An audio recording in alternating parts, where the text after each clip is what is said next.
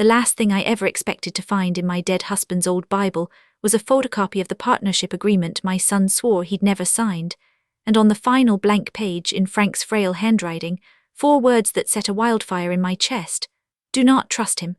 That Bible, that scrap of paper, and those words are the reason my son, Kyle, now spends his Saturdays mowing lawns for minimum wage in a bright orange safety hat, stitched with the phrase, "cut down to size," while I run a landscaping company called Root of Betrayal Landscapers from the very office he once locked me out of. But to understand how a 54-year-old widow went from being a discarded footnote in her own family to holding a $390,000 judgment over her only child, you need to see the machinery of the trap he built, and how I dismantled it bolt by bolt using nothing but patience, a set of old lockpicks, and the math he thought I was too foggy-brained to remember. I used to be a bookkeeper. Not the glamorous kind, not in some high-rise, just a woman with a green ledger pad and a head for double-entry accounting who kept the finances of a dozen small contractors straight for 35 years, while my husband Frank built fences and laid sod. My father had given me a Parker 51 fountain pen when I turned 16, a sleek navy barrel with a gold nib that never skipped, and I still balanced every client's books with that pen, its ink staining my fingers the way trust stains a memory. Frank and I weren't rich, but we were steady. We'd bought a small rental bungalow on Chestnut Street back in 1985, a 2-bedroom we fixed up ourselves and never told anyone about, a quiet insurance policy we hoped we'd never need. When Kyle, our only son, came home from college with a business degree and a fire to start a landscaping company, I saw the future we'd worked for finally blooming. Kyle had the salesmanship, the easy charm, and the designs, but not the capital. So on a Tuesday morning in October, I walked into my credit union, the same branch where I'd deposited my first paycheck at 17, and I sat down with a loan officer named Gerald. He'd known Frank and me for decades, and when I told him I wanted to liquidate my entire IRA, all $110,108, 42 of it, and that I understood the tax hit plus the early withdrawal penalty, he set his pen down and asked me 3 times if I was sure. I said, "He's my son, Gerald. I've never been more sure of anything." The wire transfer took 2 days. Frank understood risk, but he also understood family, and he drew up a rough partnership agreement on our kitchen table that night. I would own 40%, Kyle 51, and a small cushion for a silent partner we never needed. I would manage the books, handle vendor payments, and keep the operation solvent. Kyle would run the cruise. We shook hands and signed with my Parker, the nib scratching against the paper. Then Frank, who always said that trust needed teeth, drove us to the county clerk's office the next morning to file a UCC-1 financing statement. I remember the building's old marble floors and the smell of dust and toner. The clerk stamped the document with a loud cart chunk, the sound of a door bolting shut, and Frank slid the stamped copy into a manila envelope. He handed it to me and said, "This is your seat at the table, Paddy. Don't ever let them slide a quitclaim over it." I tucked the envelope into my nightstand, right next to Frank's Bible, the one his grandmother had given him with her name inscribed inside the cover, and the date 1912, a book he never read but could never part with. For the first 18 months the business thrived, and I handled every deposit slip, every QuickBooks entry, every quarterly 941 form with the same precision I'd used for my contractor clients. I even taught Kyle how to read a balance sheet and the difference between a liability and an encumbrance. Then the calls started drying up, and Frank got sick. The cancer moved fast, and by the time we buried him, I was too hollowed out to notice that Kyle had stopped returning my messages about the books. The day after the funeral, while the casseroles were still arriving, Melissa began what I now recognize as a systematic clearing of sentimental clutter. She'd wander the house with a black trash bag, her heels clicking on the hardwood, plucking knickknacks off shelves and asking if I really needed them. She tossed a ceramic robin my mother painted in 1974, the one that sat on the kitchen windowsill and caught the morning light like a jewel. She binned a stack of Frank's old job site notebooks without asking, spiral-bound books filled with soil composition notes and customer sketches that I'd planned to sort through one day. I was still in that gauze of grief where decisions felt impossible, so I let her. When she reached the nightstand, she grabbed the Bible with 2 fingers like it was a dead mouse, its leather cracked and dry. "This thing is practically crumbling, Pat. You don't want to keep this." I watched her drop it into the bag, along with a few old Reader's Digests and a chipped coffee mug I'd forgotten held Frank's reading glasses. I nodded because my voice wasn't working. But that night, after they'd left and the house had gone dark except for the kitchen light they forgot to turn off, I sat on the edge of my bed and something in my gut, some dormant survival instinct, made me pull the Bible out of the bag. The cover felt cold and brittle, and when I opened it the smell of old hymnals and a faint trace of Frank's aftershave flooded the room. I ran my fingers along the onion-skinned pages, not out of piety but because his hands had touched them last. Tucked inside the back cover was a pressed 4-leaf clover, so old it had turned to a translucent brown lace, and behind that I felt the edge of a folded paper. That's when the world tilted. It was the partnership agreement, the original, with both our signatures in blue ink, the notary stamp smudged a little at the edge, and the date from 3 years prior. I read every line, my eyes snagging on the clause about asset liquidation and the UCC one filing he'd referenced in the margins. And on the very last lined page of the Bible, where Frank sometimes scribbled notes during sermons he half listened to, I saw the words in his unmistakably shaky handwriting. Do not trust him, save yourself. The letters slanted hard to the right, the way his hand did when he was tired or scared. I sat there for a long time, reading those 4 words over and over while the weight of what Kyle had done settled onto my shoulders like a concrete block. Frank had seen something in our son's eyes in those final months, something he couldn't articulate while the cancer stole his voice, and he'd left me the only weapon he could, a warning and a contract. Before I continue this story, let me know where you're watching from in the comments below. Hit like and subscribe if you believe that the family you're born into doesn't have to be the family that destroys you. Sometimes your own survival depends on your willingness to outwork the people who underestimated you. Kyle and Melissa's campaign of manipulation began almost immediately, though it was disguised so thickly in concern that I almost missed it. 2 days after the funeral, they sat me down at my own dining table. The wood still had the water ring from Frank's coffee cup, the one I couldn't bear to wipe away. Kyle leaned forward, hands pressed flat on the table, and spoke with the measured tone of someone talking to a confused elderly relative. Mom, the house is too much for you, and with all the memories, he let the silence do the heavy lifting. Melissa picked up the thread, her voice soft and reasonable, her manicured index finger tracing circles on the tablecloth. We think it's best if you come stay with us for a while, just to rest. We can take care of everything. Sign a power of attorney so we can handle the paperwork, sell the house and settle Dad's affairs. You won't have to lift a finger. She slid a folder across the table. Inside was a durable power of attorney, 3 pages of dense legalese with initial lines for every subsection, and a quitclaim deed that had already been partially filled out with my name and the property's legal description. I let my eyes scan the description without moving my head. It didn't just list the house on Maple Street. It included the small rental bungalow on Chestnut, a property Frank and I had bought decades ago and never discussed with Kyle, let alone Melissa. The legal description was exact, down to the parcel number from the county assessor's office. They'd researched me. They'd pulled public records and mapped out every asset I held. That quiet fact sent a chill up my spine. The quitclaim would transfer both properties, free and clear, into Kyle's name. The power of attorney would give him control over every remaining financial account I had, including the small life insurance payout from Frank's policy. Melissa's nails tapped the edge of the paper. We have a notary coming tomorrow morning. We can get this all squared away. I remember looking at her, then at Kyle, and something in my brain, the part that had balanced ledgers for decades, clicked back online. I didn't refuse outright.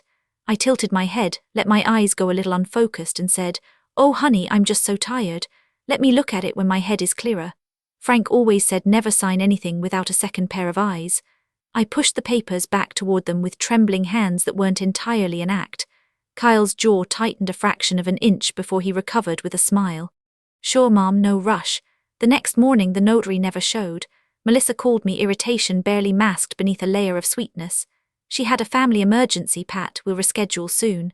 I could hear Kyle in the background, his voice sharp, and Melissa's reply cut off as she covered the receiver. I filed that away. I'd learned a long time ago, when you're the one everyone underestimates, you lean into the image. You become the harmless, weepy widow. You let them believe they're winning.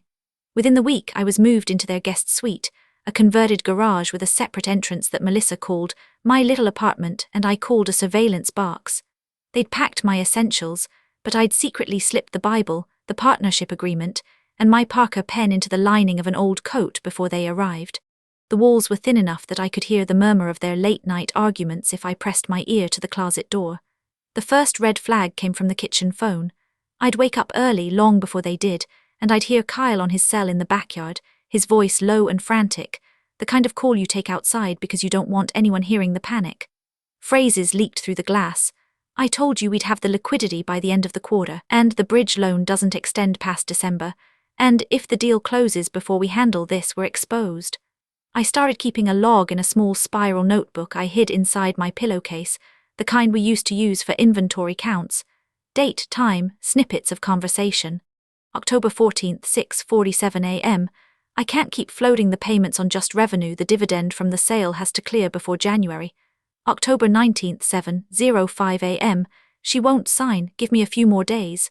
I paid attention to the mail too. Melissa had a habit of leaving credit card statements on the kitchen counter. I'd glance at them while making tea, my eyes skimming the columns of charges and the bold printed minimum payments. 3 separate cards, all maxed out, balances totaling over $82,000, and the APRA were staggering, 21% on 2 of them and 26% on the third. Yet every weekend there were new deliveries.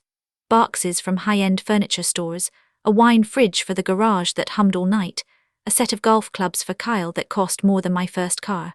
I saw a statement for a weekend stay at a resort in Sedona, charged to a card already $15 over its limit, interest calculated daily at a rate I could compute in my head.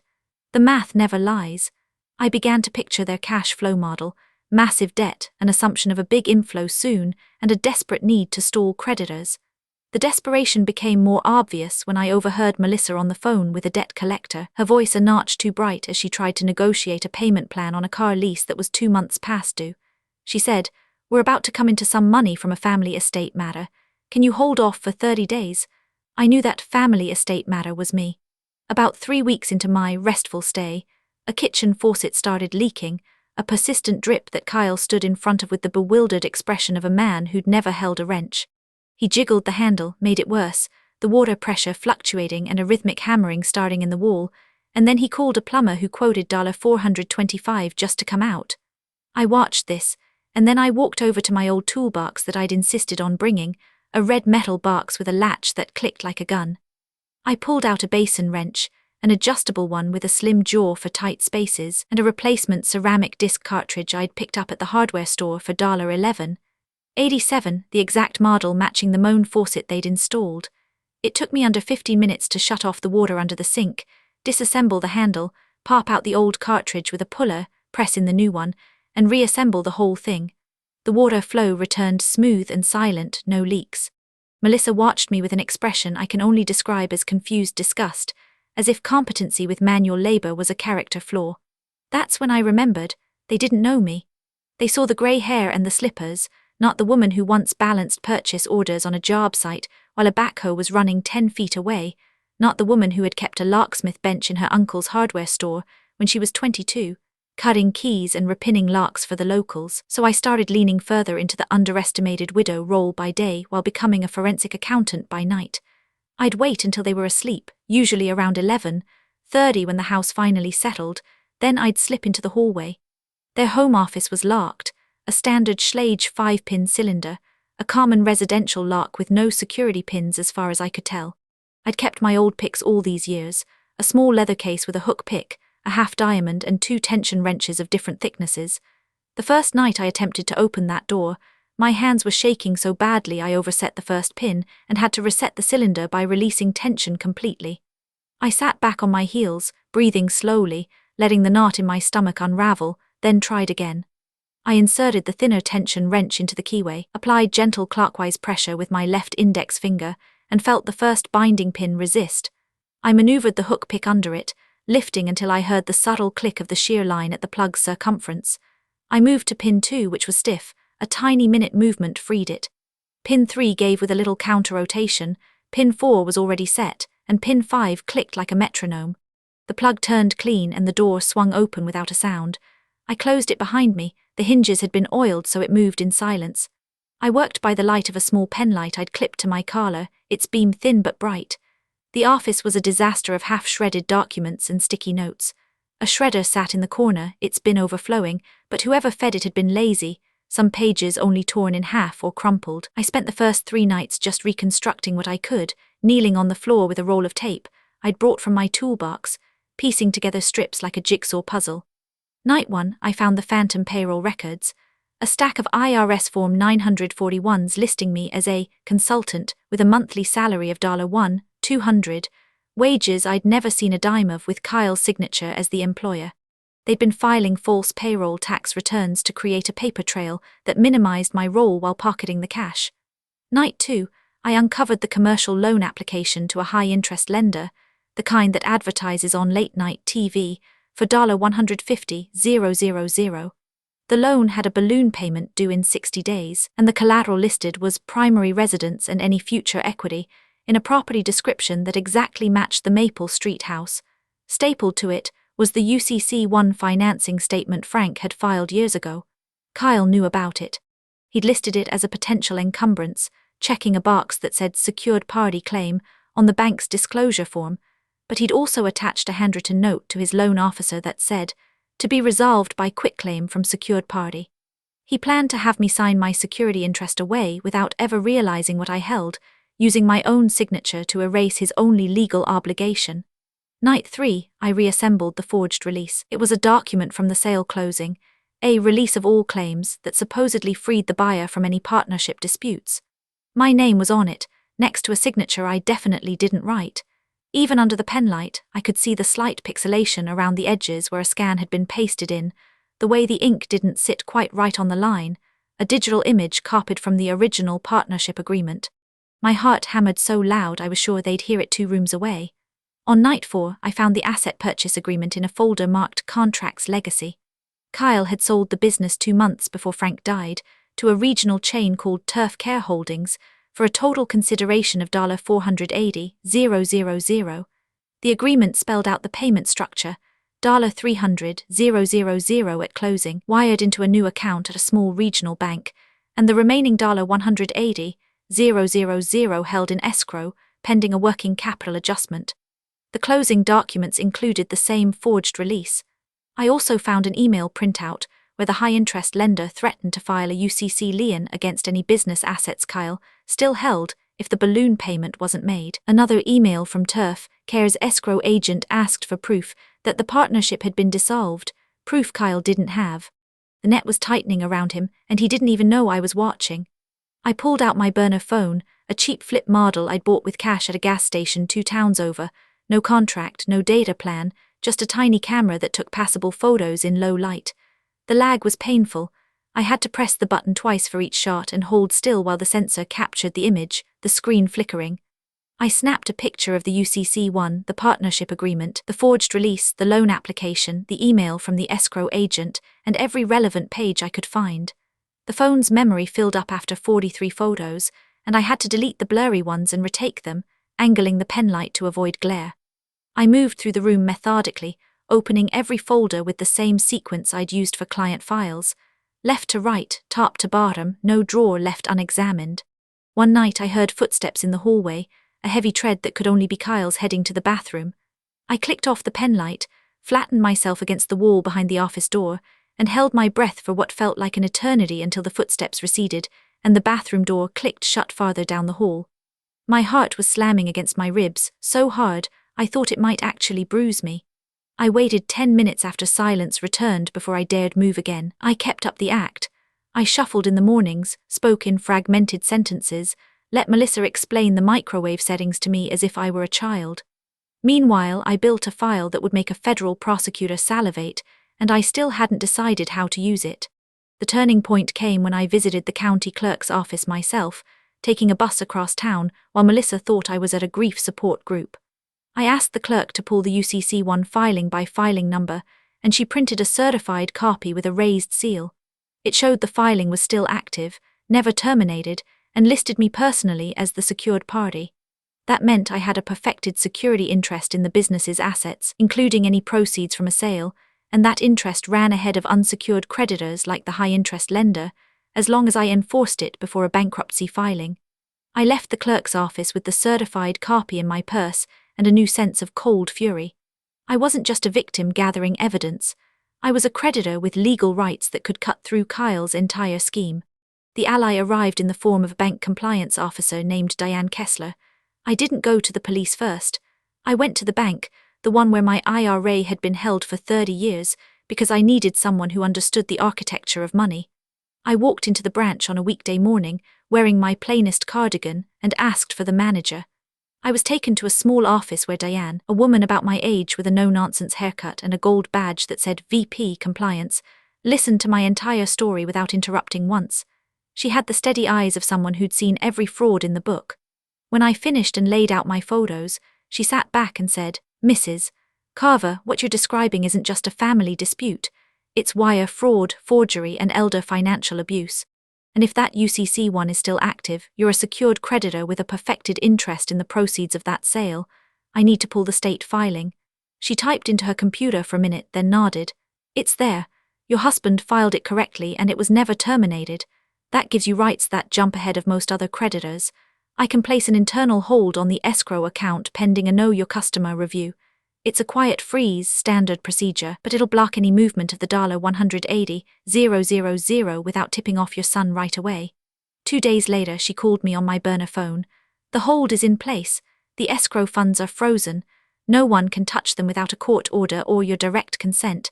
I felt a surge of hope so sharp it made my eyes sting.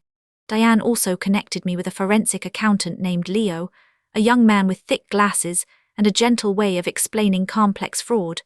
We met at a diner a few towns over, and he volunteered to dissect the business sale paperwork pro bono. Leo requested the escrow agent's digital records, and within a week he'd found the smoking gun. The digital signature on the release form had metadata showing the creation date was 3 weeks after the supposed closing, and the IP address traced directly to Kyle's home office router. The digital certificate referenced a software installation registered to Kyle's email. The forgery was undeniable. Leo also pulled the email logs and found that Kyle had attempted to bypass the verification process 3 times by claiming he had a family emergency that required immediate release. He calculated my 40% share of the $480,000 sale proceeds, $192,000, but with prejudgment interest at the statutory rate and potential statutory damages for fraud, a lawsuit could yield far more. I needed a legal weapon, so I took the partnership agreement and the UCC one to a contract attorney named Sarah Okonkwo, who specialized in partnership disputes. Sarah was a tall woman with a voice that filled the room and a reputation for dismantling fraudulent business partners. She looked at the documents, then at the evidence I'd gathered, and said, "Pat, this is a binding contract. It doesn't matter if he never registered it with the state. He accepted your capital contribution under these terms. You hold a 40% equity interest in any business that grew from that contribution, including the entity that was sold. And this UCC one gives you a security interest in the business assets, including the proceeds. We can sue for breach of contract, unjust enrichment, constructive fraud, and we can press for criminal charges on the forgery. But I advise you to wait. Let him think he's still winning. The longer he operates without knowing, the more evidence we gather, and the more we can show intent to defraud. Also, the escrow freeze will put pressure on him. He'll get desperate, and desperate people make mistakes." She drafted a complaint and a demand letter, but she kept them on her desk, ready to file at the perfect moment. I felt a strange calm, like I was no longer a victim but a strategist. The maximum cruelty beat happened on a Saturday morning when I staged a medical scare to test the last sliver of hope I had that my son might still be in there somewhere. I'd prepared for days. I bought a small packet of theatrical blood capsules from a party supply store, bitter gel inside a thin shell, and I practiced a fall in my garage apartment on a stack of pillows, training my body to crumple without getting hurt. I choreographed the whole sequence: step into the hallway, stumble, clutch chest, bite down, slump. Around 9 a.m., when I knew Kyle and Melissa were both in the kitchen drinking their Italian coffee, I walked into the hallway, bit down hard on the capsule, and let myself slump against the wall, my hands clawing at my chest and a choked noise rattling in my throat. The fake blood was warm and metallic as it spread across my lips and chin. Melissa turned first. She saw me on the floor, dark red liquid smeared down my chin, and her immediate reaction wasn't to call 911. It wasn't to kneel beside me and check my pulse. It was to spin toward Kyle and say, her voice sharp as a box cutter, "Where's the folder? The one with the papers she needs to sign. We can't have her die before she signs. Go get it now." Kyle stepped over me, literally stepped over my prostrated body, his loafer brushing my forearm, and walked into the office. I heard him rifling through drawers, cursing, calling out, "It's not where I left it, Melissa. Did you move the quitclaim?" No one called an ambulance. No one checked my breathing. I lay there for 3 full minutes, listening to their muffled argument about whether they could get a mobile notary on a Saturday. The blood was starting to dry and crack on my skin, and the bitter taste coated my tongue. When I finally came to, coughing and wiping my mouth with a trembling hand, they were standing over me with a clipboard and a pen. Melissa's voice was syrupy again. "Oh, thank goodness, Pat, you gave us such a scare. Now, while you're awake, we really need to finalize these papers. It's for your own protection." Kyle added, "Just a quick signature, Mom, then you can rest." I looked at the quitclaim and the power of attorney, the same forms I'd seen weeks ago, and I felt something harden in my chest.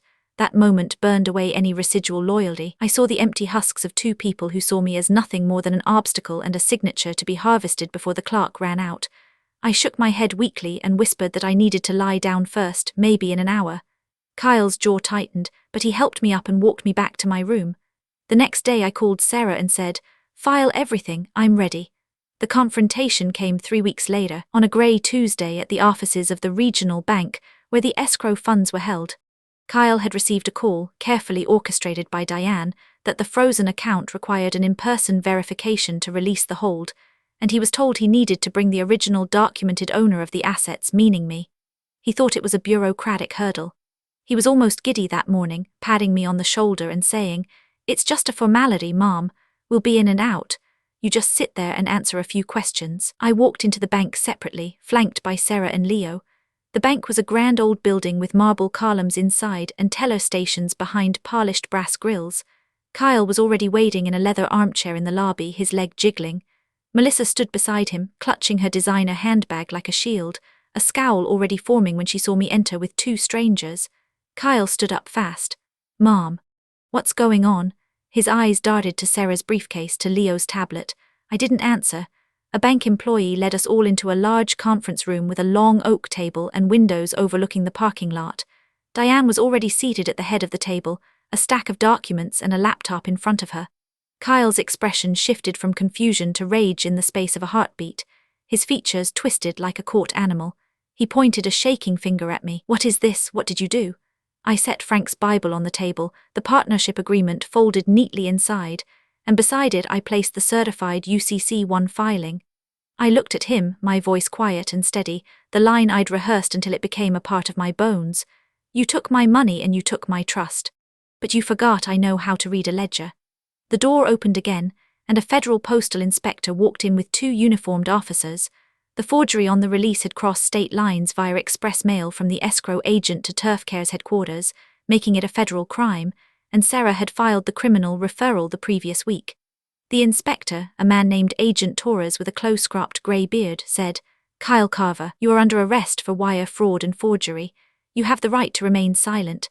Melissa started screaming about lawyers and defamation, her voice echoing off the marble walls and the conference room's glass partition. Kyle stood frozen, his mouth opening and closing. One of the officers gently took him by the elbow and turned him around to cuff him. The handcuffs ratcheted shut with a final, small click that sounded like a punctuation mark.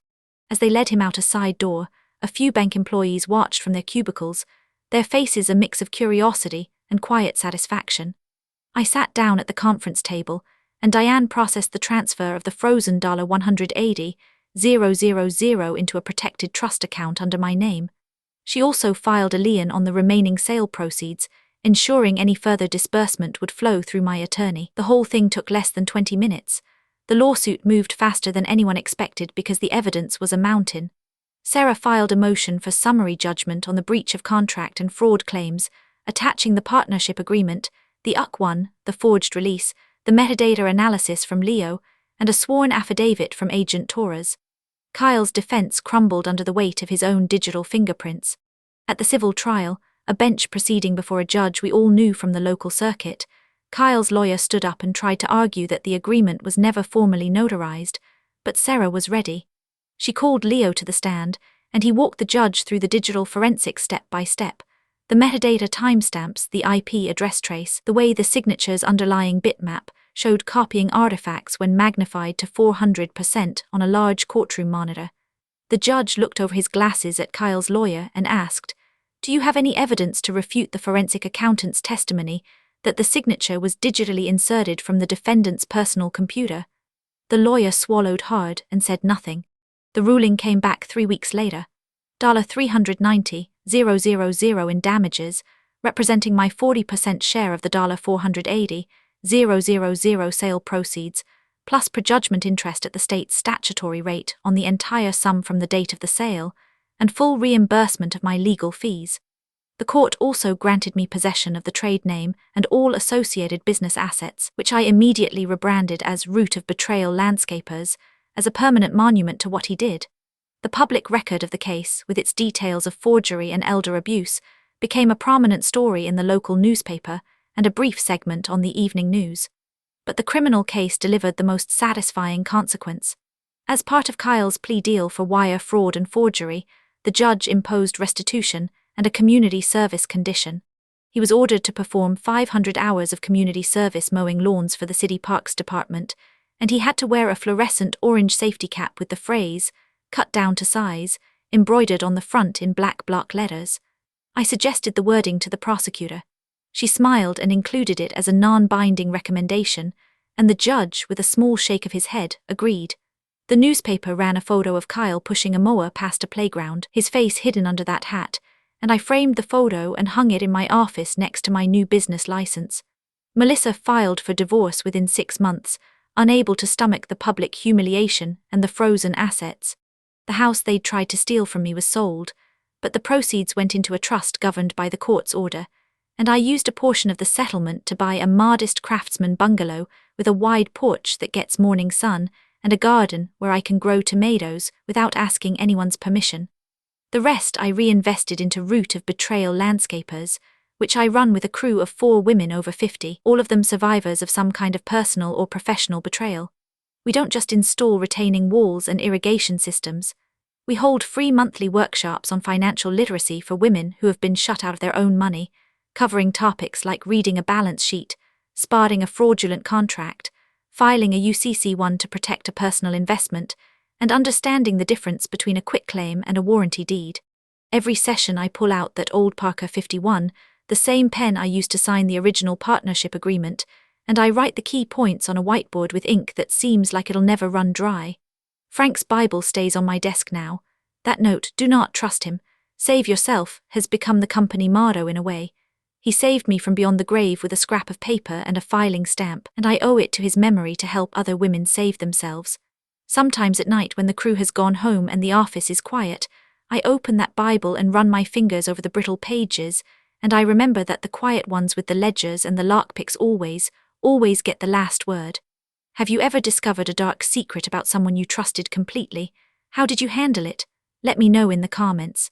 If you believe that the family you're born into doesn't have to be the family that destroys you, then hit like and subscribe for more stories that prove you're never too old to outsmart the people who thought you'd already given up. I'll see you in the next one.